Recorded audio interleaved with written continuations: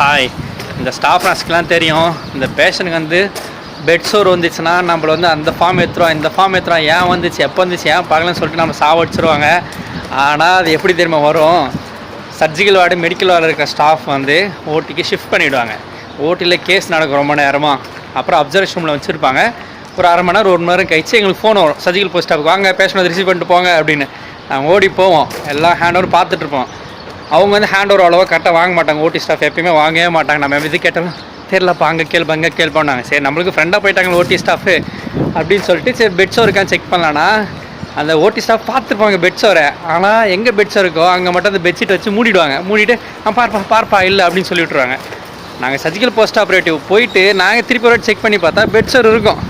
அப்போ bed sure form எடுத்துன்னு ஓட்டிகிட்ட கேட்டால் எனக்கு தெரியாதுப்பா அப்படின்ட்டுருவாங்க.